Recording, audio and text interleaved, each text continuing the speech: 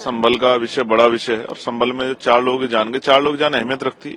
कोई सब धन्ना सेठ के बेटे नहीं है, सब गरीब लोग हैं और जिनकी जान गई। मैं फिर कहूंगा कि हिंसा किसी चीज का हल नहीं है। मैं हिंसा का समर्थन नहीं करता, लेकिन हर हिंसा के पीछे कोई ना कोई रीजन रहता है, कोई कारण रहता है। उस कारण को जानना भी बहुत जरूरी है।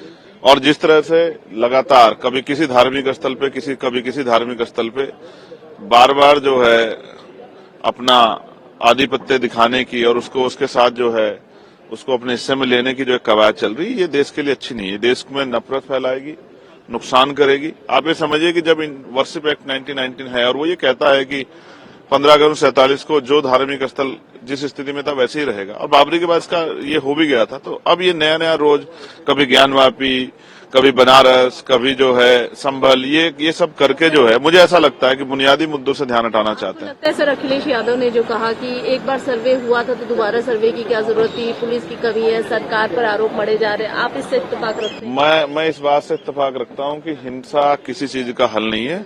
जो जिन बच्चों की जान गई है, जांच होनी चाहिए और मुझे उम्मीद है कि जो मेडिकल हुआ होगा वो वीडियो रिकॉर्डिंग के अंतर्गत हुआ होगा, जिससे पुलिस की कार्यशैली पे कोई सवाल ना खड़ा हो और पता लग जाए किसकी गोली से जो है 4 लोगों की जान गई। 4 लोगों की जान अहमियत रखती है। आप ये समझिए ना, लगातार जिस तरह का जो है नारे लगे, धार्मिक नारे लगा के, अब ये बताइए अगर सर्वे के लिए जा रहे हैं सर्वे कमिश्नर, तो धार्मिक नारों का क्या मतलब है? ये उकसाना नहीं होगा? इस उकसाने में जो घटना हुई है और जिससे जिस तरह की हमारे देश की छवि खराब हो रही है, इसकी कौन जिम्मेदारी लेगा?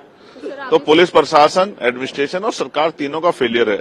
और मैं फिर ये कहूंगा कि कोर्ट जाना चाहिए। मैं सबसे शांति की अपील करूंगा कि लोग शांति बना के रखें, लेकिन मैं फिर आपसे स्पष्ट रूप से कह रहा हूं, ये अच्छा नहीं है, देश के लिए अच्छा नहीं है, संविधान की मर्यादाओं के लिए अच्छा नहीं है। संविधान की मर्यादा में आंदोलन हो और गोली से नहीं, वार्ता से जो है लोगों की सबकी सुनवाई। क्या आपको नहीं पता इस मसले में दूसरे पक्ष को बिल्कुल नहीं सुना गया, एक पक्ष से फैसला हो गया? बहुत सारे बड़े इशू हैं, ऐसा लगता है जैसे उनसे भी ध्यान हटाने के लिए सब चीजें की जा रही हैं। इनमें ईवीएम भी केंद्रित है, इनमें चुनाव में जो उत्तर प्रदेश में जो लोकतंत्र की हत्या वो भी केंद्रित है, और अडानी का भी मामला, कहीं ऐसे मामला लगता है कि शायद उनसे भी ध्यान हटाने की कोशिश हो सकती है। जो घटना हुई है मतलब इतनी अफसोसजनक है कि जिसका कि मैं आपके सामने बयान भी नहीं कर सकता। ये एक प्री प्लान घटना है और अफसोस की बात यह है कि इसमें खासतौर से मुस्लिम समाज के लोगों को जो टारगेट कर करके काम किया जा रहा है इस प्रदेश और देश के अंदर, इससे ज्यादा बुरा हाल शायद आजादी के बाद में कभी नहीं हुआ होगा। और जिस प्रकार प्लेसेस ऑफ वर्शिप एक्ट का उल्लंघन किया जा रहा है, जब पार्लियामेंट ने एक कानून बना दिया 1991 में कि 1947 15 अगस्त से जो धार्मिक स्थल मस्जिद नहीं, जो भी धार्मिक स्थल अस्तित्व में है उनके साथ किसी प्रकार की कोई छेड़खानी नहीं होगी, वो अपने उसके अंदर ही रहेगा। लेकिन उसके बावजूद कि जगह जगह याचिकाएं दारी जा रही हैं और सेम डे पर उसमें आदेश हो रहे हैं। सर्वे और डीएम और एसपी ने उसी दिन जाकर के सर्वे कराया और सर्वे करा करके हमने बहुत सुकून के साथ सर्वे फिर भी हमने करा दिया। लेकिन जुमे के दिन जब नमाज का वक्त था तो बहुत पुलिस फोर्स तैनात की, लोगों को नमाज पढ़ने से रोका गया वहां पर। उसके बावजूद हमने कहा कि किसी प्रकार की कोई कदम उठाने की जरूरत नहीं है, आप नमाज पढ़ें, जो लोगों को नहीं पढ़ने दे रहे वो दूसरी मस्जिद में पढ़ लें। लेकिन जिस दिन ये घटना कल घटित करी है, जबरदस्ती मैं पूछना चाहता हूं दोबारा सर्वे करने का मतलब क्या बनता था?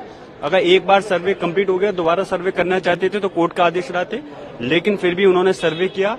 और जो लोग वहां पर थे, जब सर्वे के लिए ये लोग अंदर पहुंचे तो मॉब के साथ में जय श्री राम और उसके नारे लगाते हुए गए। बहुत अफसोसनाक, दुर्भाग्यपूर्ण, एक षड्यंत्र के तहत चुनाव के तुरंत बाद वहां इस तरह की परिस्थितियां पैदा की गई कि लोग उत्तेजित हों और फिर उनका दमन किया गया, एक तरफा दमन। उनके ऊपर अत्याचार और तमाम फर्जी बेगुनाह लोगों को भी फंसाने और उनका दमन करने का कुचक्र चल रहा है। पूरी तरह से सरकार और उसकी मशीनरी फेल्योर है। प्रदेश में हर तरफ दंगा, फसाद, बलवा, हत्याएं, और आप मीडिया हमारे देश की जो है उसके सहारे वो अपनी नाकामियों को भी अपनी उपलब्धियां बनाते हैं। मेरी अपील है संभल के लोगों से कि किसी भी तरह से शांति बनाएं, उत्तेजना न फैले और कानून के रास्ते से ऊपर की अदालतों से अपने लिए न्याय प्राप्त करने का प्रयास करें। सर, पुलिस ने एमपी जियाउर रहमान के खिलाफ ही मामला दर्ज कर लिया है। कर सकता है यार, कोई भी किसी पर भी कर सकता है।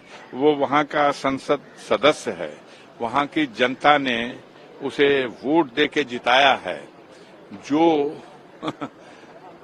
जो व्यक्ति इस लोकतंत्र की व्यवस्था में जन विश्वास प्राप्त करके चुन के इस सदन के लिए आ गया और कोई अपराध नहीं है, उसका क्षेत्र आप जलाना चाहते हो और वो अपने क्षेत्र को जलने से बचाना चाहता है, आग लगाने वालों से अपने क्षेत्र को सुरक्षित रखना चाहता है, इस अपराध में करें।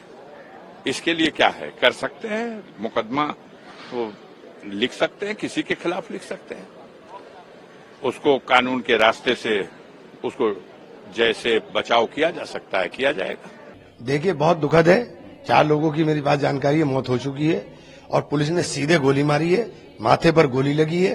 पुलिस ने पूरी तरीके से बर्बरता का नंगा नाच किया है। अगर सर्वे कराने के लिए गए थे तो पुलिस ने क्यों इजाजत दी है सामाजिक तत्वों को जाकर के वहां गाली गलौज करने की, वहां उकसाने वाली नारेबाजी करने की। वहां जब आप उकसावे की नारेबाजी करोगे तो टकराव होगा, तो पुलिस जाकर के टकराव कराने का काम करे, इससे दुखद कुछ नहीं हो सकता है। जी, दंगाई तो है और क्या है, 1 मिनट में आदेश होता है कोर्ट से, 2 घंटे के अंदर सर्वेयर टीम पहुंच जाती है, फिर उसके बाद जब झगड़ा नहीं होता तो नेक्स्ट दोबारा फिर तैयारी की जाती है। इस बार अपने साथ लोगों को लेके जाया जाता है। सर्वे टीम के साथ लोगों को जाने का क्या मतलब है, क्यों गए लोग सर्वे टीम के साथ? सारे वीडियो मौजूद है कि नारेबाजी हो रही है और गाली गलौच हो रही है। आप नफरत को कहां ले जाना चाहते हो? क्यों नफरत की आग फैलाना चाहते हो? इस नफरत के अंदर हम लोग झुलस जाएंगे। नफरत से देश नहीं चल सकता, देश मोहब्बत से चलेगा। तो उठाएंगे का संबल का पार्लियामेंट के अंदर इस तरीके से? बिल्कुल, पार्लियामेंट में माननीय सभापति जी, स्पीकर महोदय अनुमति देंगे तो जरूर उठाएंगे। हम लोगों ने अनुमति मांगी है। एडजर्नमेंट मोशन रखा है क्या? बिल्कुल, समाजवादी पार्टी की तरफ से एडजर्नमेंट नोटिस है। आप कैसे देखते हैं सर इस बात की कार्रवाई को? किस तरीके से नहीं, बहुत दुर्भाग्यपूर्ण है, बहुत दुर्भाग्यपूर्ण है। बहुत ही दुखदाई है कि अभी भी यही बंटवारे की सोच से ये लड़ाई लड़ी जा रहे हैं। जिस तरीके से प्रोवोकेशन हो रहा है और वायलेंस देख रहे हैं, इट्स शेमफुल। और जो भी इस लॉ एंड ऑर्डर व्यवस्था का पालन नहीं कर रहे हैं उन पे सख्त से सख्त कार्रवाई होनी चाहिए। पुलिस फोर्सेस पे अगर किसी तरीके का हमला हुआ है तो उस पर भी सख्त से सख्त कार्रवाई होनी चाहिए। मैं मुख्यमंत्री से उम्मीद करती हूँ कि मुख्यमंत्री जो सारे देशों में जा जाकर प्रचार करते हैं वो अपने राज्य में सतर्कता से काम करेंगे और लॉ एंड ऑर्डर को फिर से बहाल करेंगे। रामगोपाल यादव हैं सपा सांसद, उनका कहना है जब पुलिस इस तरीके की कार्रवाई करेगी तो पथराव तो होगा ही। मैं इस पे कोई टिप्पणी नहीं देना चाहूंगी क्योंकि मैं मानती हूं कि लॉ एंड ऑर्डर की व्यवस्था अगर इस तरीके से नाजुक है तो उस समय पे कोई भी जल्दबाजी में कोई वक्तव्य देना, मैं मानती हूं कि it will unnecessarily take us into another round of violence. वो मैं इसमें जाना नहीं चाहती हूं। उम्मीद करती हूं कि मुख्यमंत्री अपने धर्म का पालन कर लॉ एंड ऑर्डर व्यवस्था को पर ध्यान देंगे और जल्द से जल्द पीस बहाल होगा। अखिलेश यादव ने कहा कि जब एक बार सर्वे हो चुका था तो दोबारा टीम क्यों भेजी गई और वो भी बिना व्यवस्था के, खास कहीं ना कहीं ये जो चुनाव हुआ उससे ध्यान भटकाने के लिए ये सब किया गया। तो इस तरीके का जो प्रोवोकेशन हम देख रहे हैं बार बार, जब सुप्रीम कोर्ट ने भी ये कहा था जब राम मंदिर का डिसीजन हुआ था कि इसके बाद और कोई मस्जिद हो मंदिर हो उस पर चर्चा नहीं होनी चाहिए, फिर भी हम देख रहे हैं एक सिंक्रोनाइज पैटर्न में बार बार कोर्ट्स को जाया जाता है। कोर्ट से कहा जाता है कि इस मस्जिद के अंदर मंदिर है और उस पर सर्वेक्षण होना चाहिए। तो ये जो प्रोवोकेशन की बातें हो रही हैं ये कहीं ना कहीं सारे गवर्नमेंट्स को, सारी स्टेट गवर्नमेंट्स को मिलकर और खास करके केंद्र सरकार को करना चाहिए और कोर्ट्स को भी डिसीजन लेना चाहिए कि क्या ऐसी फ्रिवलेस पीआईएल्स को एंटरटेन करना जरूरी है। अगर कर रहे हैं तो ये फिर सरकार का वो बन जाता है, रिस्पॉन्सिबिलिटी बन जाती है कि लॉ एंड ऑर्डर की व्यवस्था ना बिगड़े।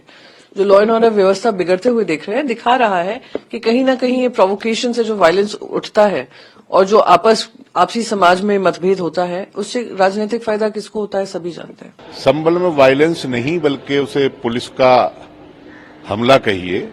आम जनता के ऊपर पुलिस ने गोलियां चलाई हैं जिसमें कई लोगों की वहां मौत हुई है। लेकिन जिस तरह से इसके बाद अखिलेश यादव ने कहा कि वहां पर एक सुनियोजित तरीके से पहले भी वहां मस्जिद का सर्वे हो चुका था, इसके बावजूद टीम भेजा गया। बहुत बड़ा षड्यंत्र है संभल के खिलाफ, संभल की शांति व्यवस्था के खिलाफ। संभल को जलाने की कोशिश की जा रही है और इस तरीके के मुद्दों को उछाल करके संभल जैसी सेंसिटिव जगह में या अल्पसंख्यक बाहुल्य क्षेत्र में भारतीय जनता पार्टी 27 के चुनाव की तैयारी कर रही है। बहुत ही दुखद है। अब हिंदुस्तान की हर मस्जिद में मंदिर दिखाई दे रही है। गड़े हुए मुर्दों को उठाना मैं समझता हूं किसी भी कीमत पर न्याय संगत नहीं है। जानबूझ करके उत्तर प्रदेश की सरकार हिंदू और मुसलमान के सवाल पर बंटवारा कर रही है, जो अत्यधिक चिंताजनक है। मैं समझता हूं ये व्यवस्थित रूप से किए जा रहे प्रयास हैं, इनकी जितनी निंदा की जाए उतनी कम।